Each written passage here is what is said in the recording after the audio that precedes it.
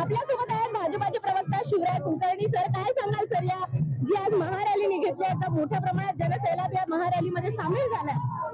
निवडणूक सुरू झाल्यापासून आता निवडणूक शेवटच्या टप्प्यात आलेली आहे. आज अतिशय ही शेवटची रॅली. शेवटच्या टप्प्यात आलेली आहे आणि या शेवटच्या टप्प्यामध्ये साधारणतः निवडणुकीच्या दरम्यान कोणाचे समर्थन कोणाला आहे याचं शक्ती प्रदर्शन हे साधारणतः शेवटच्या टप्प्यात होत असतं.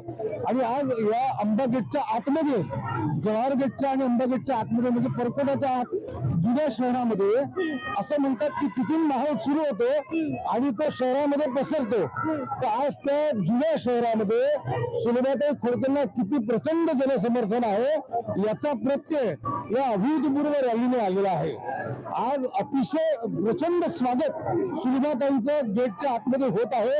इथे मोठ्या प्रमाणामध्ये भारतीय जनता पार्टीचा मतदार आहे, परंपरागत मतदार आहे आणि भारतीय जनता पार्टीचा मतदार हा भाजपाचा कल, भाजपाची इच्छा, भाजपाचा निर्देश पाळणारा मतदार आहे. आणि म्हणून महाराष्ट्रामध्ये पुन्हा एकदा महायुतीचं सरकार स्थापन व्हावं यासाठी यावेळी कमाल जरी बॅलेट पेपरवर नसेल तर घड्याळाला मत दिलं पाहिजे या प्रेरणेने, या भावनेने आज गेटच्या आतमधल्या म्हणजे परकोटाच्या आतमधल्या मतदारांनी सुलभाताईंचं उत्स्फूर्त स्वागत केलेलं आहे. खरोखर हे पाहून आमचं सगळ्यांचं मन भरून आलेलं आहे. आता तुम्ही एका महायुतीच्या एका उमेदवारासाठी, अधिकृत उमेदवारासाठी ही प्रचंड महारॅली काढण्यात आली आहे. भाजपाच्याच एका प्रवक्त्याबद्दल, महिला कार्यकर्त्याबद्दल आपण बोलूया. काल कल्याणमध्ये त्यांच्या सभेवर हल्ला करण्यात आला. या सभेबद्दल काय सांगाल तुम्ही? जो हल्ला झाला याबद्दल काय बोलाल? माझं असं मत आहे की राजकारणामध्ये खल्लारची जी घटना घडली अशा घटना घडू नये. कारण असं आहे की आपण निवडणूक लढवतोच यासाठी किंवा निवडणुकीत प्रचारच यासाठी करतो की 5 वर्षाचं राज्याचं भवितव्य आपल्याला निश्चित करायचं असतं.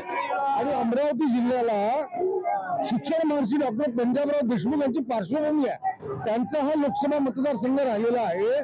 केंद्रीय कृषी मंत्री राहिलेले आहेत पंजाबराव भाऊसाहेब देशमुख. त्या जिल्ह्यामध्ये या प्रकारची संस्कृती अपेक्षित नाही आहे आणि म्हणून अशा घटना घडू नये असं ज्या या जिल्ह्यातल्या लोकांना जर वाटत असेल तर त्यांनी महायुतीच्या पाठीशी भक्कमपणे राहिलं पाहिजे. आपलं मत महायुतीला दिलं पाहिजे. जे लोक व्यक्तिगत स्वार्थाने आपला अजेंडा घेऊन काम करतात त्यांना धडा शिकवण्याची ही वेळ असते. आणि म्हणून महायुतीच्या या जिल्ह्यामध्ये जिथे जे उमेदवार असतील त्या सर्व उमेदवारांना विजयी करण्यासाठी जनतेने आम्हाला सहकार्य केलं पाहिजे असं आवाहन मी त्यांना या निमित्ताने करतो. या घटनेवर तुम्हाला काही बोलणे नाही? या घटनेवर तुम्हाला काहीही बोलणे? कारण एकंदरीत भाजपाच्या वतीने, म्हणजे भाजपाच्या काही कार्यकर्त्यांच्या वतीने या घटनेवर जाहीर निषेध व्यक्त केला जातो आहे. निंदनीय घटना आहे असं असतं की राजकारणामध्ये कोणावरही हल्ला होत असेल, तो आमच्या पक्षाचा कार्यकर्ता होत असेल किंवा दुसऱ्या पक्षाचा कार्यकर्ता होत असेल तर या हल्ल्याचं समर्थन करणं योग्यच नाही आहे. हल्ला निंदनीयच आहे जर होत असेल तर. पण असा हल्ला होऊ नये तो असमर्थनीय आहे. तो अशा घटनाच मुळात घडू नये. आणि अशा घटना जर घडू द्यायच्या